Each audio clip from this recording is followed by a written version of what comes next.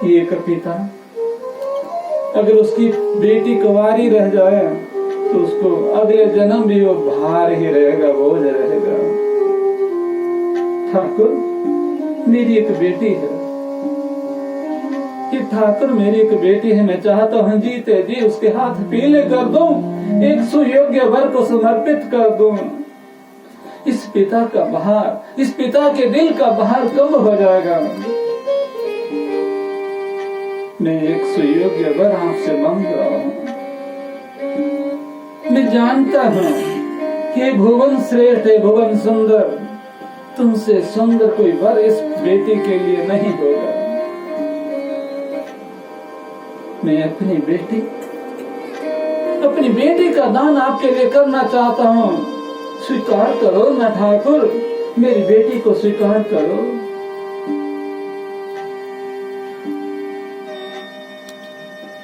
सारे आश्चर्य में चकित। पितामह भीष्म क्या कह रहे हैं? आजीवन अखंड ब्रह्मचारी, जिनके सोए हुए स्वप्न में भी स्वप्न पूछ कर जाता था, आपको ये दृश्य दिखाऊं या नहीं?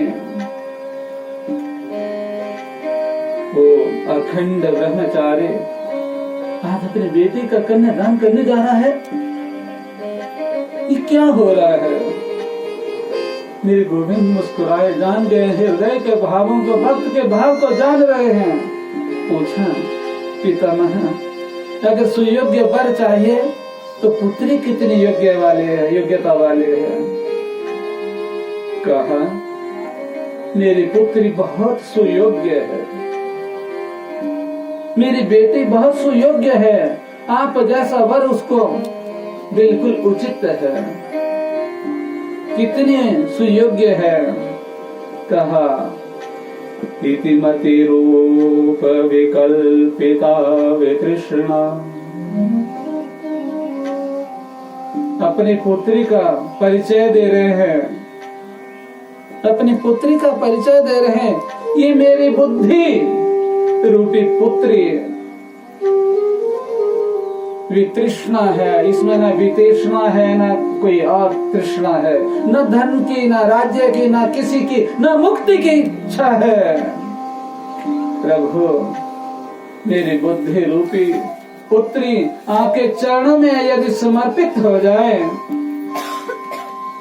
तो मेरा जीवन धन्य हो जाएगा। कहो न गोविंद, स्वीकार है? कितने अद्भुत भक्त हैं जो अपनी बुद्धि का परिचय गोविंद के साथ दे रहे हैं। क्या आपको ये बुद्धि बिल्कुल उचित लगती है? इसमें किसी प्रकार की इच्छा नहीं है, मात्र समर्पित थी तो हस्तिनापुर राज सिंहासन की सेवा के लिए, राज्य के लिए नहीं, सेवा के लिए समर्पित थी, और आज आपकी सेवा में उपस्थित हो। चाह रहे हैं, पितामह भीष्म चाह रहे हैं मैं प्रभु की पूजा अर्चना करूं। कहां से करें? बाणों से बिंदा हुआ वो प्राणी, वो जीव कैसे पूजा अर्चना करे? तब उन्होंने अपनी वाणी को पुष्पिताग्र छंद में परिवर्तित करके गोविंद को अर्पित किया है। और कहा, मेरी बुद्धि रूपी पुत्री को स्वीकार करो ठाकुर, स्वीकार करो।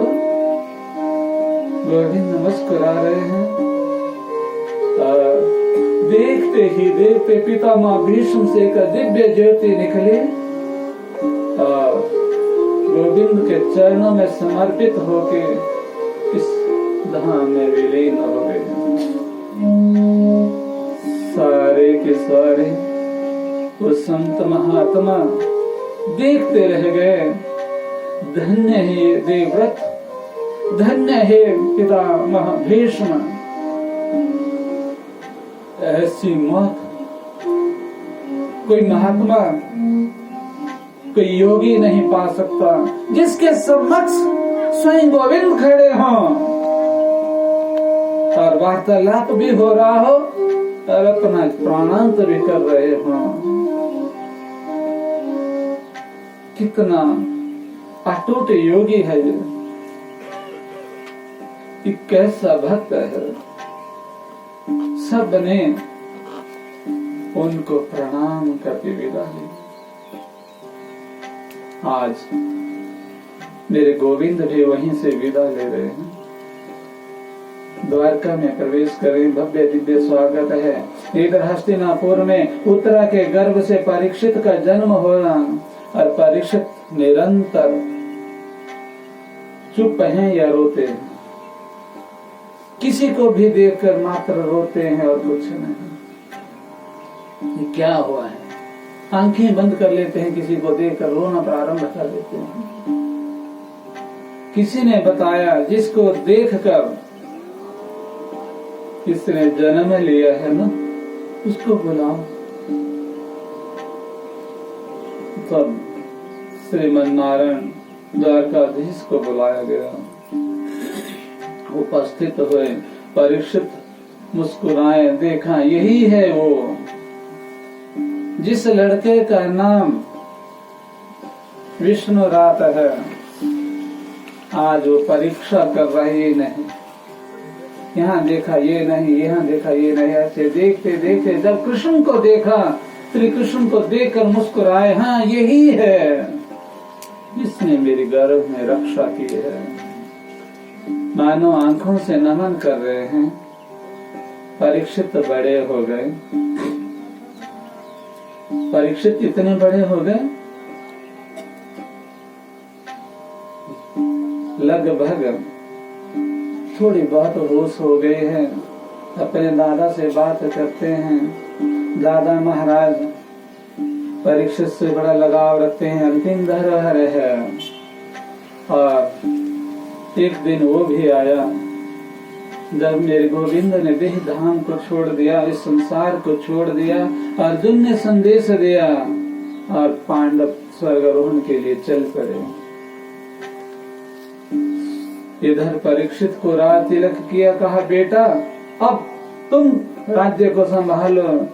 कहा, मैंने दादाजी कभी कोई काम नहीं किया, मैं छोटी आयु का हूँ, मैं कैसे करूँगा। कहा, बस इतना याद रखना, जो शरण में पड़ जाए वो शत्रु भी अभय का पात्र है, उसको छोड़ देना है और सदा धर्म के साथ राज्य करना है।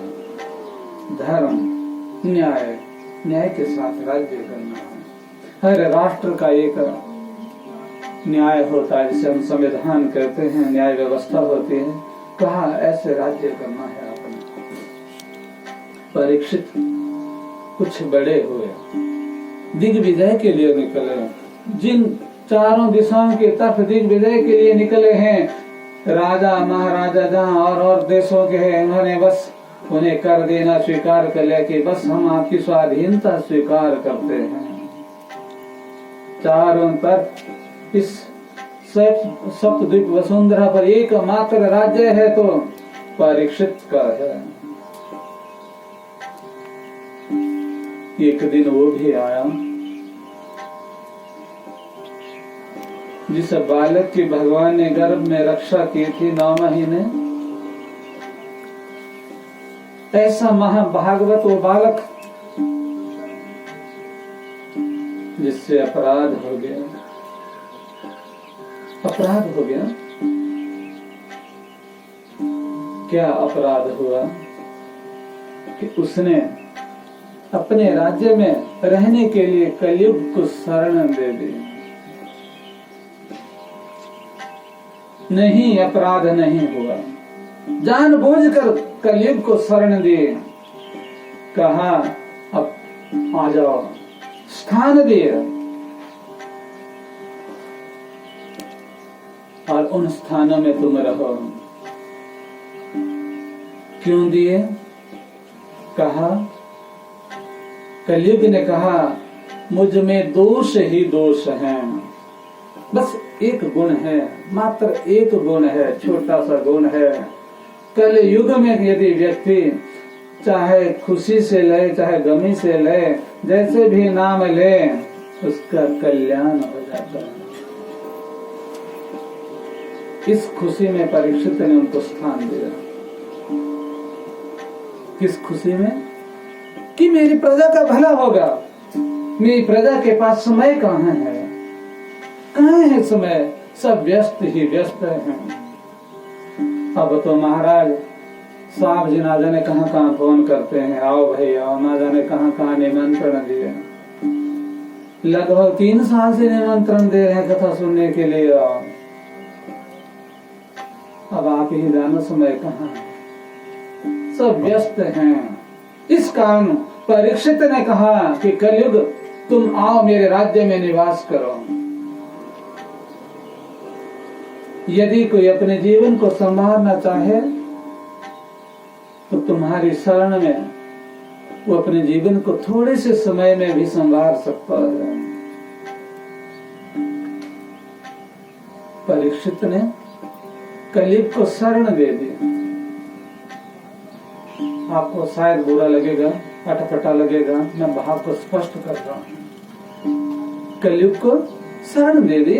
हाँ, कलयुग आओ और मेरे राज्य में आपको 5 स्थान हैं, यहाँ आप बैठो, अपना परिवार बसाओ चलाओ। स्थान बताने की तो आवश्यकता नहीं है, क्योंकि हम उन्हीं स्थानों में रहते हैं। हम उन 5 स्थानों में ही रहते हैं। कहीं ना कहीं किसी न किसी कमरे में हमारा डेरा है। हम कलयुग के परिवार के सदस्य हैं, यूं मान लो। कहा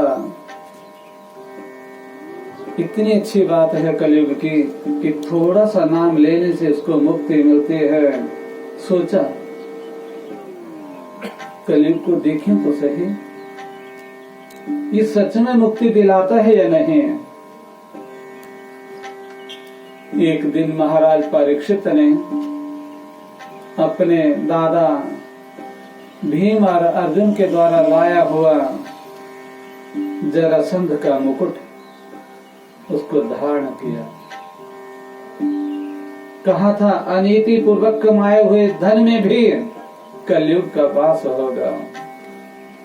स्वर्ण धन अनीति पूर्वक, जो हमारा हक नहीं है, हक से अधिक जो कमाया है, ठग के कमाया, जैसे भी कमाया, लूट के कमाया है, वो कलयुग है। कैसे अनीति पूर्वक? जहाँ जिस पद पर हम काम करते हैं, उस काम को जब हम उत्तरदायित्व के ढंग से नहीं करते हैं, वहाँ भी हम धोखा देते हैं, वो अनीति पूर्वक धन है। इसलिए मैंने कहा हम कलयुग से वंचित नहीं हैं। ये अपराध हम सब करते हैं, कहीं न कहीं हम अत्यधिक चाहते हैं।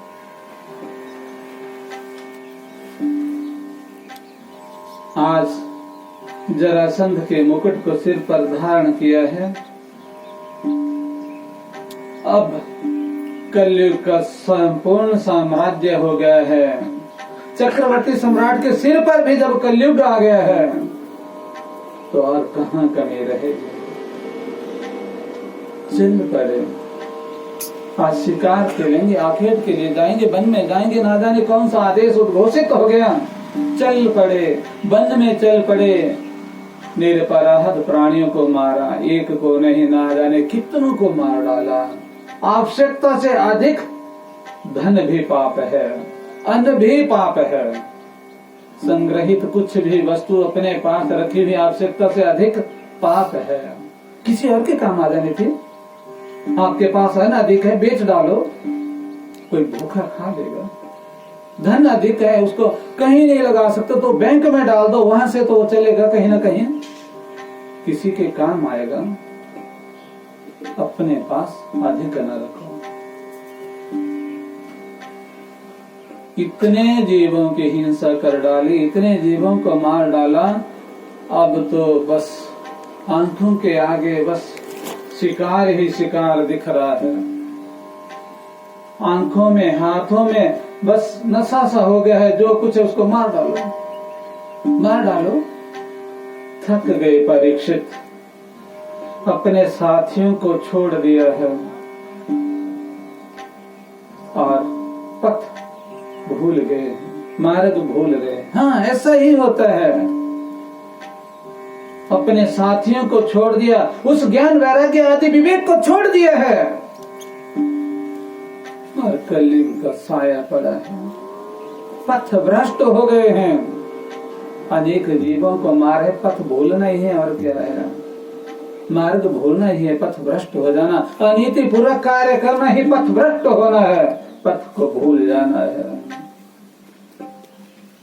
चल पड़े परीक्षित, वो विष्णु रात चल पड़े हैं, प्यास से विहल हैं, पानी नहीं मिल रहा है, बिहड़ वन है, घना वन है, कहां जाऊं। सुना था